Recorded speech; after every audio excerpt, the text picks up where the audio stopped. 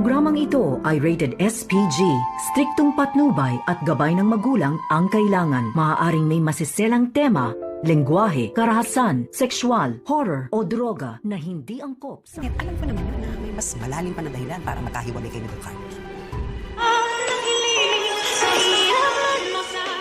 Narito na nga ang ating pakabangan bukas sa Abot Kamay na Pangarap.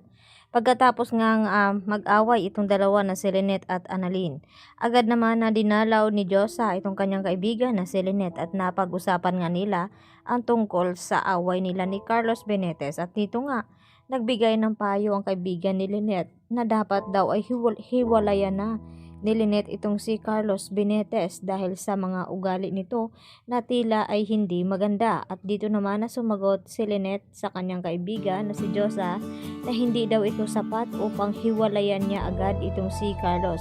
At pakiramdam nga dito ni Lynette na mayroon pa siyang matinding malalaman dito sa kanyang asawa. At maya-maya nga dito nagring ang cellphone ni Carlos Benitez at napansin nga na ibang number ang nakaregistered, baka daw sa ibang bansa at kamag-anak niya ito. Kaya agad na lumayo itong si Carlos. At dito nga na dinagdagan ni Diyosa ang kanyang sinabi dito kay Lynette na alam naman daw niya na hindi iyon rason upang hiwalayan itong si Carlos Benitez at may malalim pang dahilan na para tuluyang hiwalayan ni Lynette itong si Carlos Benitez.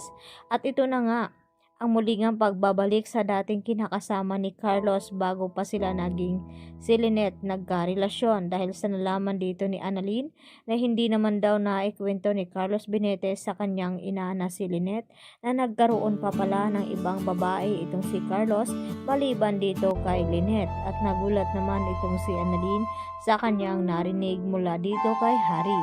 At agad din naman na ibinalita ni Annalyn sa kanyang ina ang kanyang nalaman mula dito kay Harry na sa inakala dito ni Lynette na ang ina lamang ni Harry ang nagiging asawa nito. Subalit ngayon ay dito nga mawiwindang ang mundo ni Lynette dahil malalaman niya na maliban sa kanya ay mayroon pa palang babae sa buhay itong si Carlos Benitez. At dito niya yan madidiskubre kapag umuwi na itong si Irene dahil sa iniiwasan nga ito ni Carlos nang tumawag itong si Irene at sinabi na hindi daw iyon si Carlos at pinatayan nga siya ng cellphone nito. Sa kabilang banda ay dito na rin kukilos itong si RJ upang alamin kay Carlos Benitez na kung bakit dumalaw daw ito sa kulungan. At nalaman niya nga mula dito kay Giselle at palihim naman pala nakikinig itong si Zoe habang nagtulog-tulugan na nag-uusap itong si RJ at itong si Giselle. At nang makalayo na nga itong sina RJ at Giselle, dito naman na kinuha ni Zoe ang pagkakataon na tawagan itong si Carlos upang balaan na dapat mag-ingat daw kapag dumalaw doon sa kulungan dahil hindi lamang si Moira ang tao naroon at may iba pa na nagiging mata at tainga dito ni Giselle. Kaya bawat kilos daw ni Doc Carlos Benitez ay nalalaman nga dito ni Giselle.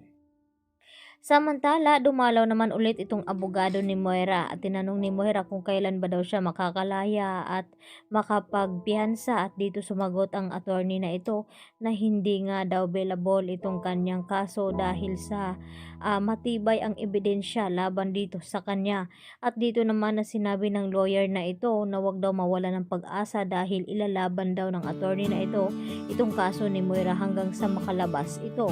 At hindi na nga makahintay itong si Moira na antayin pa kung kailan maayos ang kaso at binigyan nga siya ng pera ng attorney upang magamit upang suhulan itong mga naroon sa loob at makahanap siya ng paraan kung papaano tumakas. Kaya tinanggap ni Moira ang perang binigay ng attorney. Yan ang ating pagkatutukan bukas sa Abot Kamay na Pangarap. Marami pong salamat.